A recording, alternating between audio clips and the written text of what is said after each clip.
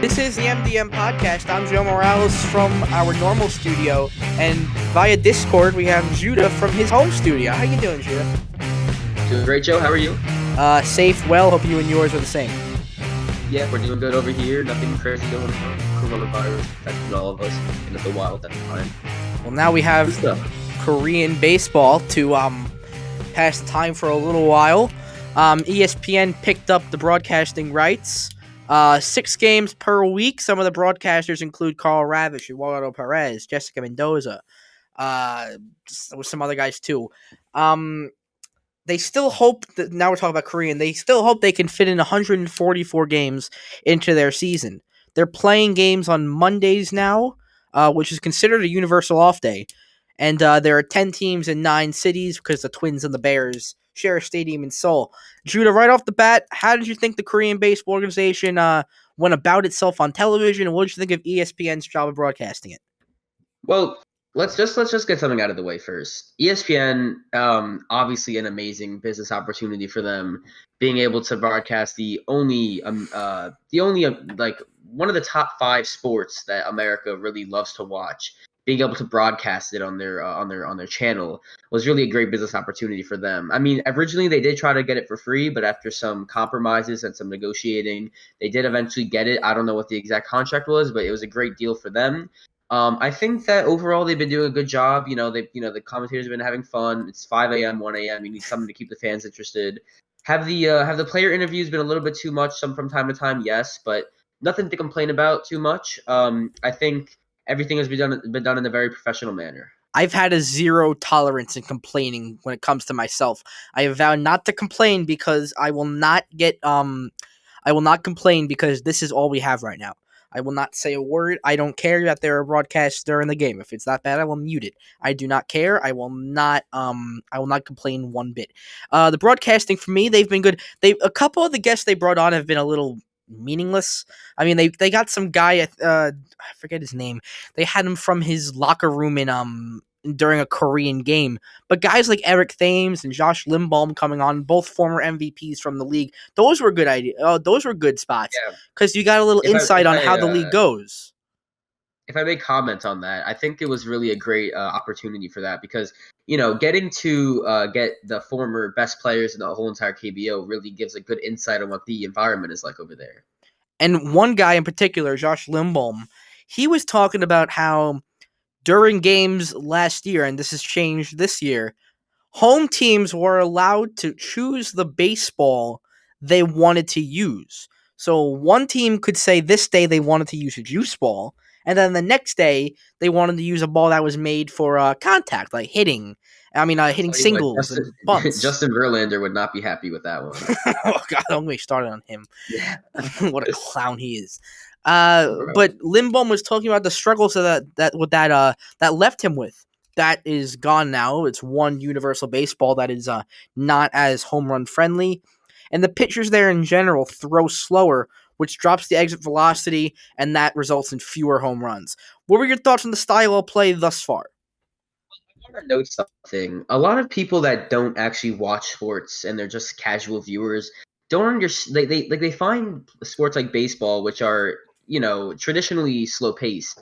They find them to be boring. They're like, oh, why don't we put a variable in to make the game more interesting? But sports are really made to measure your talent and still entertain the people who are hardcore fans. Now, you have to appeal to the casual fans, but to put options like a juice ball or a better ball for pitching really reduces the amount of talent on the field and measuring that. But now that we have one universal baseball, which is how it's been played in the U.S. forever now, well, you never got to choose it anyways. Now that they don't have that option anymore, I think it's really good. It's a really good way to measure talent. And when it comes to the velo, as a baseball player myself, I have to admit I do like hitting off of faster pitchers, but at the same time, you can expect a lot more contact in the KBO, which we have seen. I haven't seen a lot of strikeouts. You'll expect a lot more contact, and you will expect a lot more team play. There's not going to be that guy going for the big play anymore. It's going to be a lot more of a strategical Small ball play from from the fundamentals of baseball. And a lot of people have been drawing comparisons to the dead ball era. No, Let me just note they're very different, but I see why they're trying to do it, but they're not really. It's not really correct. But overall, it's a different style of baseball, and it's good to see. It's good to see a bit of a change because they're not the level of play is nowhere near Major League Baseball. It's not near Japanese baseball.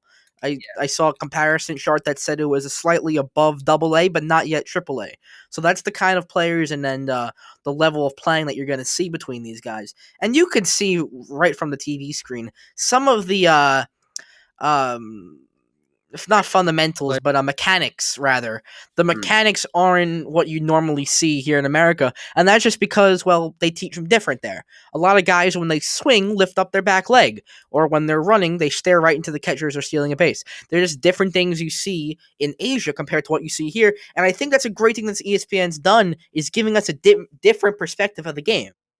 so I really like to commend ESPN on what a good job they've done so far, and really showing the viewers that have been watching their show or the broadcast, the differences between the MLB and the KBO. I mean, Right. they spent quite a long time on bat flips, and you could really see it in the players. I mean, you'll see the players with a big front leg stride and their leg kick, and then they'll pull the body out while keeping their hands inside the baseball, which is a different technique they use in Asia overall. You see it in different leagues, and you could really see it whenever MLB players come over. It's a really different type of stance.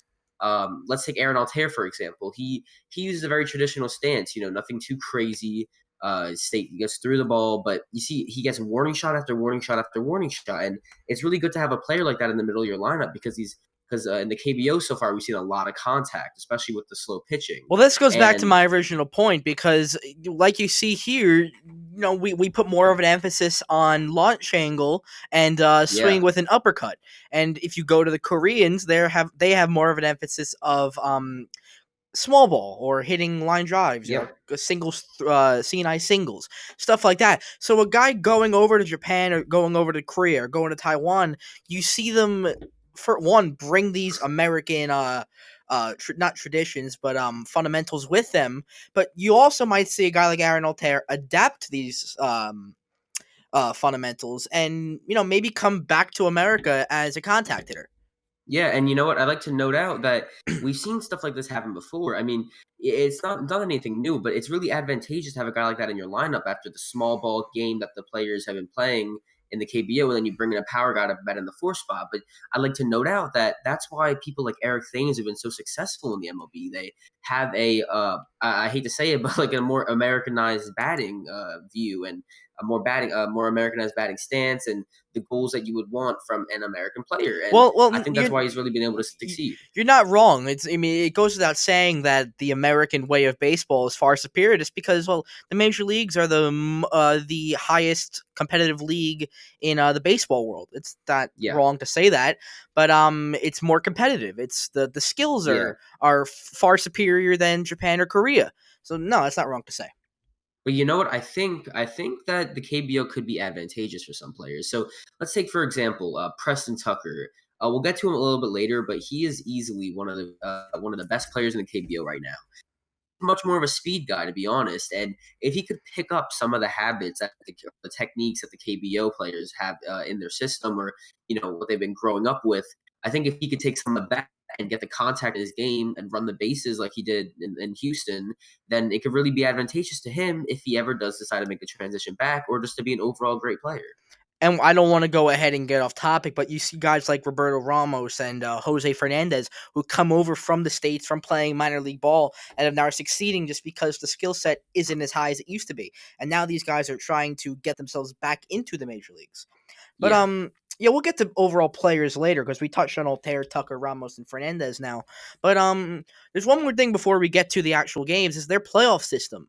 So Judah, you've seen it, you've read it before. I like to call it like a ladder system where you have to climb the ladder to get all the way to the Yeah. Korean series or their championship series, and it's an uphill battle for a 5 team having to go through 4 or 5 rounds of a playoff series.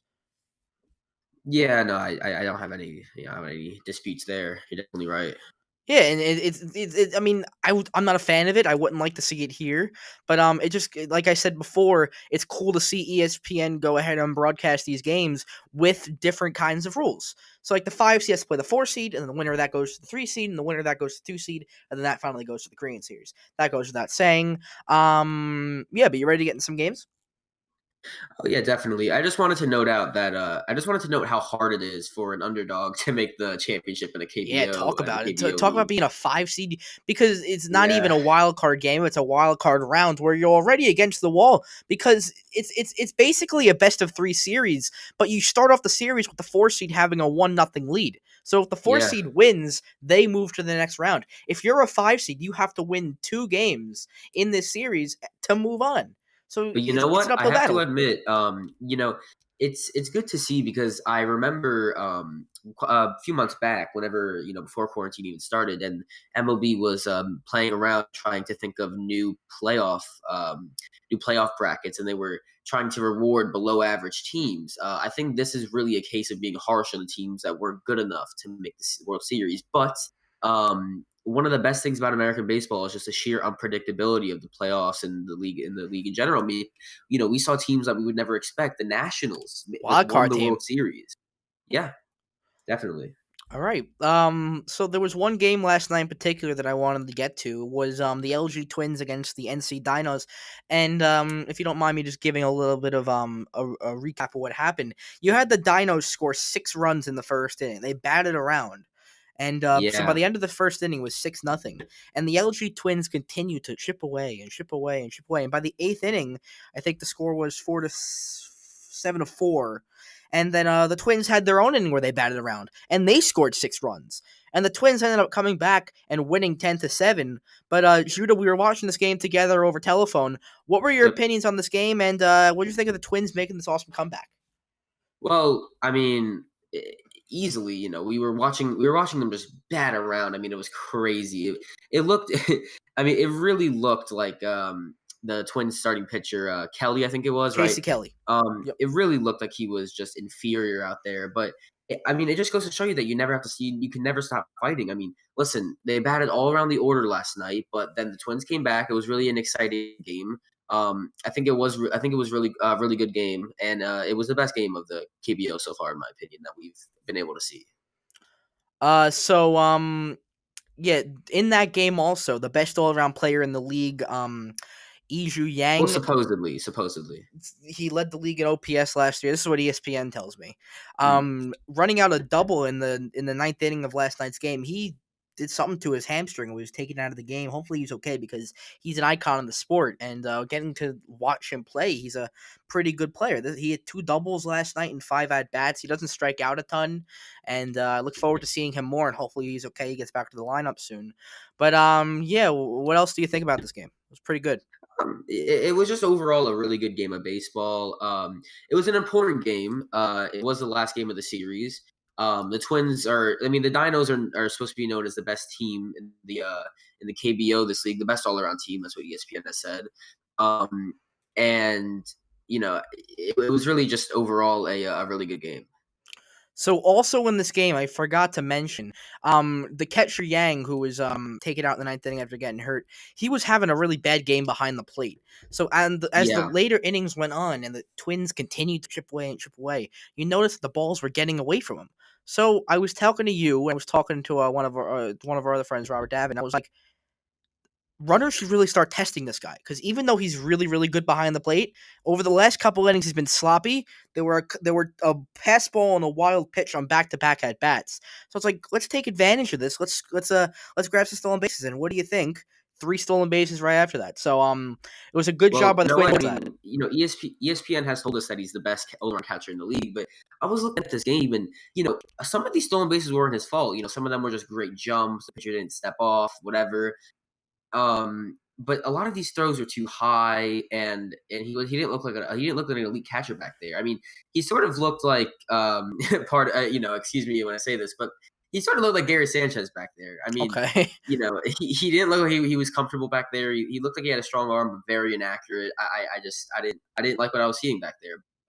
It could have been an off game. Catchers have that. Catcher is one of the, if not the hardest position in baseball. So we'll see what he can keep on doing for the rest of the season. So And let's hope he can get back on the field early. for the Dinos, they started the year off with 3 wins against the Lions, and they got 1 game against the LG Twins. The second game was rained out. And then, of course, the Twins got the ladder of that. The last game of that series. They're going up against the KT Wiz, who are 1-4 and tied for last place. Starting Tuesday morning. Let's go over to the Latte Giants, who beat the Werevins for nothing. And Jude, I want you to give us a little background on the Latte Giants. Well, okay, the Giants were last in the league last year at 48-93. Absolutely horrendous. The Orioles of the KBO. Yeah.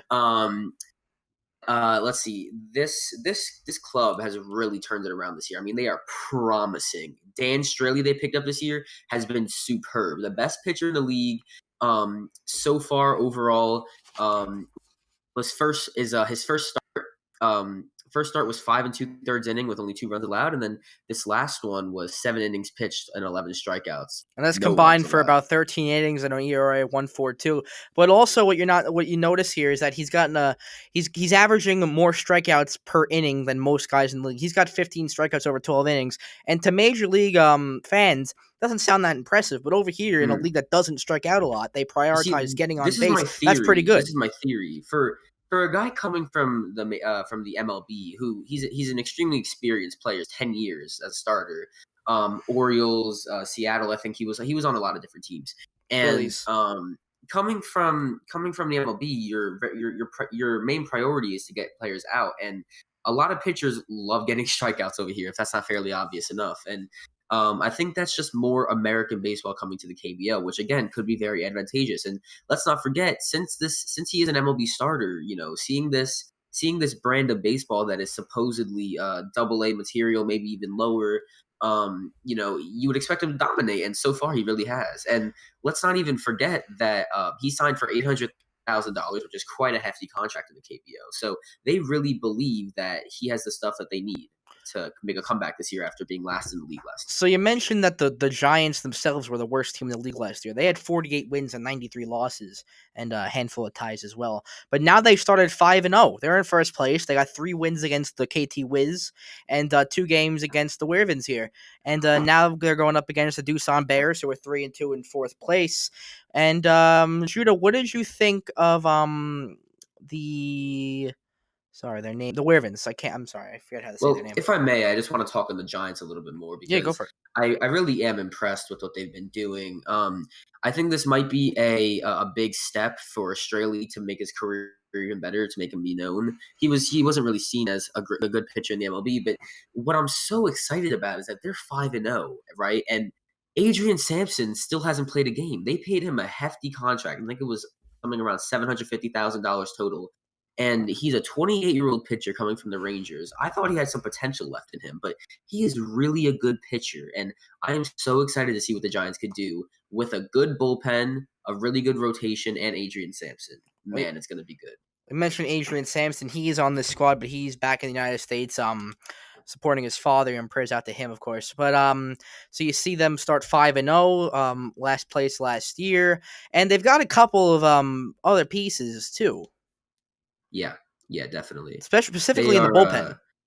The bullpen has been superb this year. I mean, 2 innings pitched I'm not gonna. I have a lot of relievers here, so I'm not gonna name every single one. Right. But 2 innings pitched, 1 earned run, 1 inning pitched, 1 earned run, 3 innings pitched, 0 earned runs, 3 innings pitched, 0 earned runs. So the gist of it is that they don't give up a lot of runs, and they've done pretty well through the first 5 games. And they also hit a lot of home runs. I think they've almost hit 10 home runs now over 5 games. Yeah, they're tied for the most in the league at 9. So they really have power all over the board. I mean, every infielder has a home run. Dixon Machado has been great as definitely a power hitting shortstop.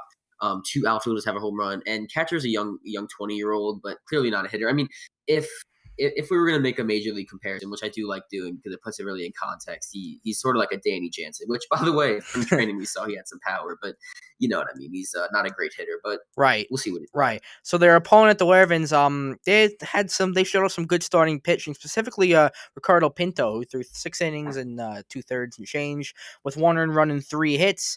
And there were a couple other pitchers in that series that caught your eye, but and a couple of them had major league experience. So who did you see in that series? Well, I have to say, Nick Kingham, he really looks to be great. I mean, Former not even Pirate. mentioning how terrible their bullpen has been. Their bullpen has been horrendous this year, and it really shows how much they need a rotation because they put in Pinto for almost 7 innings, they put in Jong Hoon for only 5 innings, but they put Kingham in for 7 innings, and it just shows you that they don't really trust in their bullpen that much because. And I don't know if anyone else has noticed this, but it doesn't seem that starting pitchers are going very far in these games. And if they put in Kingham for 7 innings, I truly believe that they're going to be using him a lot more often, and he seems to be their ace. Yeah, across the board, starting pitchers, at least in this Twins and Dinos game, didn't go that far just because of the how many It's runs they pure scored. But explosiveness. in general, they're not going that far. But for the Ravens, especially this early in the season, it's not too good to be relying on your starting pitchers right out of the gate, especially with the shortened spring training. Yeah, That's no, gonna have a I toll don't. on their arms. I don't think the players had enough time to prepare, and I think they're relying too far on Nick Kingham. If they could make a trade, that'd be cool. But overall, they do rely on their starting rotation clearly. Of course, Kingham, the former Pirate and Blue Jay. You have anything else to add about this series?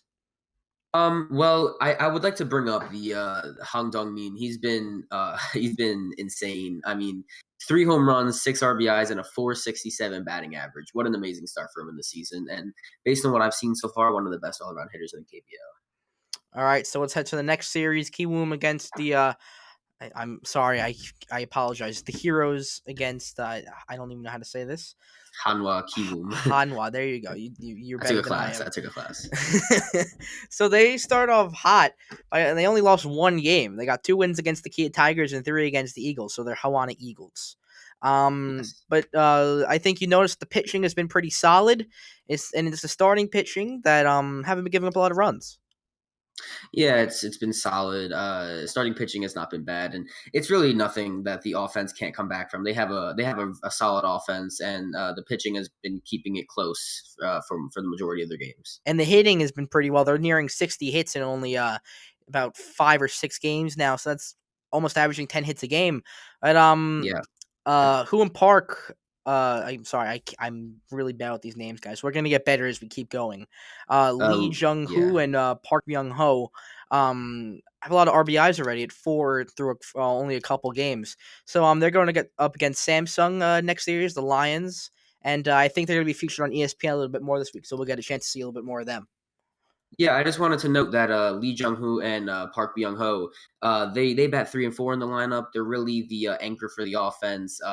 After having all these contact guys, it's a pretty balanced offense, and those are the 2 players who really drive in the runs. So far, based on what I'm seeing, these are some really competitive teams. So it's all going to be a matter of how these players end up performing in the future. So I believe Hanwha are the Eagles, and their pitcher, Warwick Saupold, who you were talking about, has some major league experience, along with Yeah. Zhang Shihuan, provided the only 2 wins in the series. But the bullpen pitching seems a little above average. So what else do you think is the issue? Well, I think the issue is is easily their hitting. We'll get to that in a second. But I think Saupold has really been amazing so far. He pitched a 2-hit shutout, and he seems to be the ace of this team. Really have a lot of potential in the KBO here. All right, so over to the Kia Tigers and Samsung Lions. Kia won 12-3, and they continue to roll. They are 2-4 now. They won a couple in a row. But you look at the Kia pitching staff, and only Aaron Brooks and Yang Hyung Jong have put up good pitching performances. Aaron Brooks is from the major leagues. What do you expect from him? Well, I hate to be biased, That's all right. but clearly the American players that we have seen so far have been, most of them anyways, have been solid, very solid. And Aaron Brooks has really been great. He seems like their ace, but he's very close, very in close competition with Hyung Jung Yang. They both put up good pitching performances, and it shows in their record Well, because Aaron Brooks, those are the 2 games they like won. you have it here through 5 2/3 and now only has a 1.59 ERA. He only gave up a 1 earned run in that start, and Yeah, they're going to rely on this guy going forward because he's one of their foreign players. You can only have 3 foreign players on the roster, so he's going I to did be not one know of that. them. What?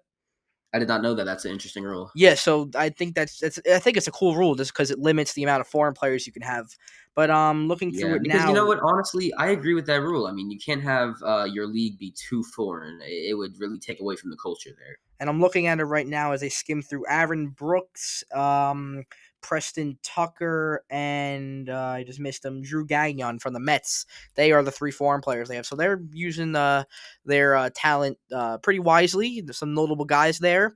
And so they look to rebound this weekend, this week, and try and get back on the win column. Over to Well, Samsung. yeah. Oh, sorry, go Oh, ahead. can I just Sorry, note no, sorry, something? sorry, sorry, go ahead.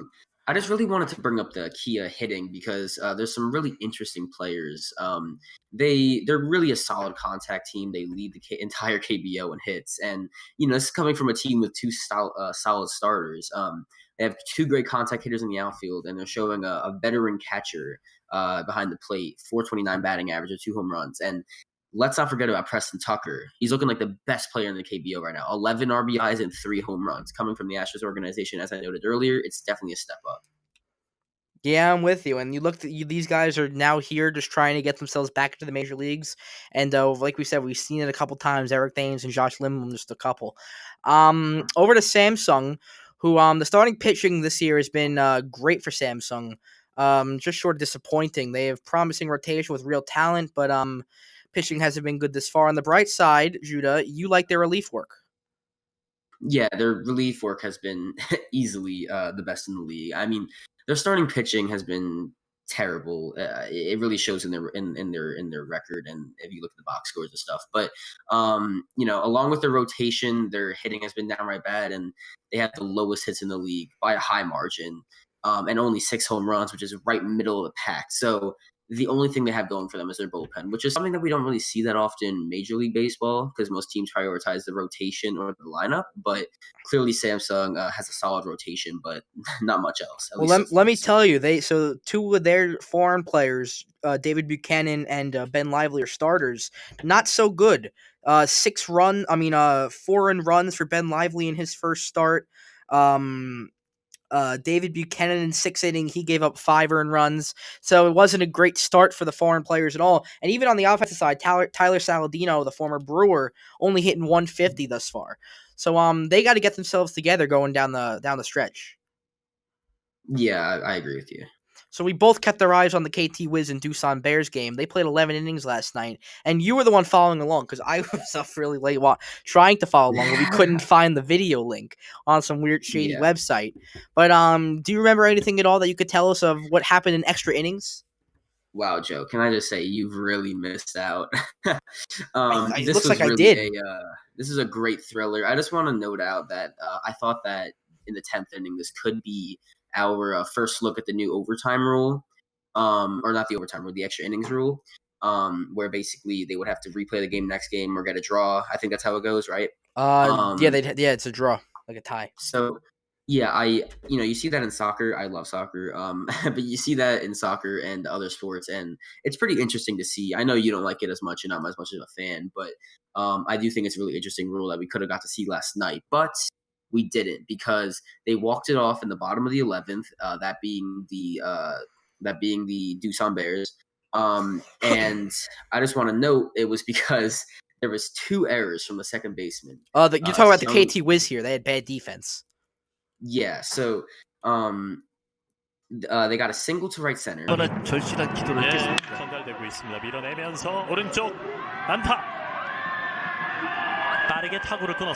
And then so before the game started, they had started their backup second baseman instead of their veteran second baseman, which you don't see veteran second baseman cracking under the pressure like this.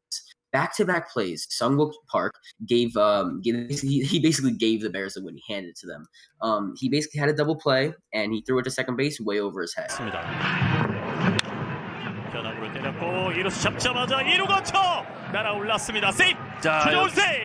And then the next at bat, he had a ground ball, and he bobbled it and then threw it way to the right of the first baseman, allowing the runner to just go home. 빛나는 소리. 이루수 잡고 또 다시 한번 1루. The Cespedes Family Barbecue on Twitter is comparing the KT Wiz to the Baltimore Orioles in the major leagues, and this last night you can see why. But they at least made the comeback. They were down by a lot of runs and forced extra innings. Well, I'll tell you what, Jonathan VR would never make that error.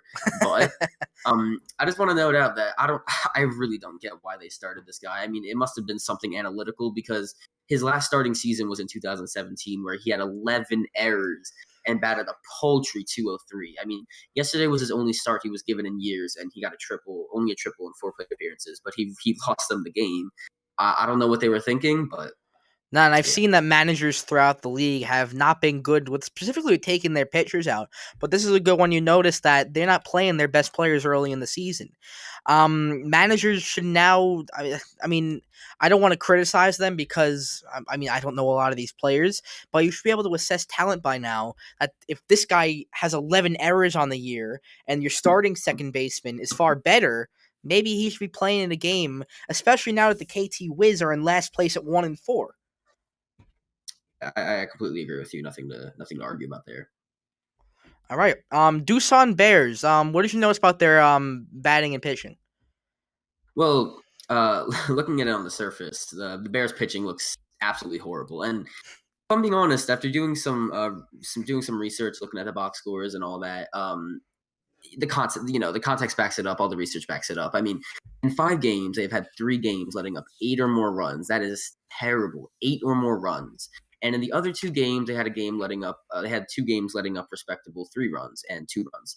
I think it's mostly because they faced the Twins. The 3-run and the 2-run game. I think they only had that good of pitching performances because they faced the Twins, who at the time, and even excluding last night's game where they scored 12 runs, 10 runs. They are the worst hitting team excluding last night. So I think that's really the only reason they had that good of games. Well, let me tell you, the Bears, like you said, they've given up the most hits. They've given up 61 hits thus far, and they given up 37 runs, which is just under league average. So and they're pretty average. They're sitting in 4th place. So this is a team with high expectations. They got to get their rear in gear, if you know what I mean.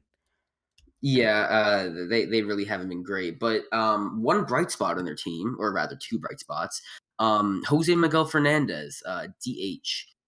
He's batting .421 in 222 plate appearances. And their shortstop has also been quite impressive. And their left fielder, Jae-Hwan Kim, has 8 RBIs and 2 home runs, which helps this lineup really get their pop. You know what I mean? Because without him, I don't even want to think about where this team will be. Well, I talked about how they give up a lot of hits, but they also have the most hits, and a lot of that is because of Jose. Sorry, I'm forgetting his name now. Is it? It is Fernandez. Yeah. So because of Jose Fernandez, he's hitting .591 already this year. So that's why you're gonna have a lot of hits. Yeah, I just wanted to note that the Bears finished second last year, so they're really trying to back up a good season. Right, they have some sort of expectation. Yeah, I mean, this team doesn't look great on the surface, but maybe Fernandez could really get the ball rolling. Maybe it could be a Jeff McNeil, and their left fielder, Jae-Hwan Kim. Let's see if he could provide the pop, and maybe even their shortstop. I've seen quite a few good shortstops in the KBO this year, which includes the Bears. So Judah, over to the LG Twins, and this is where we'll finish up. They have this one guy. You've definitely watched him, Roberto Ramos. He's their first baseman. He's hitting .450 now, and last night hit 2 home runs. One specifically got their team going in that big 8th inning where they batted around. Former Colorado Rockies minor leaguer and prospect, trying to get himself back there. So before I tear apart the Rockies, do you see this guy getting back to the major leagues eventually? Because the reason he left, the Rockies didn't think he had what it took to hit left-handed pitching. But he came to Korea. He's destroying right-handed pitching, and he seems to be getting better against the lefties. Well, you know what? Is Ramos a lefty? Yes. Yeah, right? Yes, he is. So I just want to note, he's always open to join the Yankees and the short pitch. That's what I was telling Davin last night. I'm like, this guy would be great. I'd get rid of Luke Voigt if this guy can do it in the Yankee Stadium. Go ahead. Exactly. No, but I would. I mean, the Rockies, they're a joke in the MLB right now. You don't even have to talk about them. But I will. What a great performance from this player right here, Ramos. He's really been stellar, and I'm really impressed. I'm proud of people like this. People that are looking to, or like their careers look like they're about to fall face first on the ground, but they really try to pick it up and they don't give up. And I'm really happy when I see that. I've seen the Rockies ruin the careers of 2.5 Hall of Famers. The half is Troy Tulowitzki, because if his body didn't give out, he was on a track to be a Hall of Famer. Yeah. Larry I don't Walker, disagree there. Nolan Arenado, and Troy Tulowitzki. Under the general managership Let's of just Jeff let's not forget Bridich, that Trevor Story is still young. and they should trade him because they're going to ruin his career by staying in Colorado. This franchise does not know how to assess talent if they could see it. It's Colorado, man. That's Colorado baseball. But this is KBO. This is KBO podcast. Yes, it so is. let's say KBO. Yeah, you got anything else to add? Well, I just wanna congratulate ESPN, any viewers or any baseball fans. We were patient enough before we finally got some baseball, and I'm really happy to be seeing what we can see. I'm with you there, Judah. We are so happy. Judah, you want to plug any of your social medias? It's all right. You guys probably all know me anyways, so I don't need to. Joe Morales _ on Twitter, MDM Podcast on Twitter. Me and Judah will be back, of course, throughout the month. We're gonna try and do this regularly because we enjoy watching it. So why not make a show out of it? So Yeah, I think we're gonna make this maybe every Monday, maybe every Sunday, and maybe every Thursday. Who knows? we're looking forward to it because we enjoy talking about this and we discuss it all the time with other people too. So Joe Morales, this is Judah Aloof. This has been the MDM Podcast.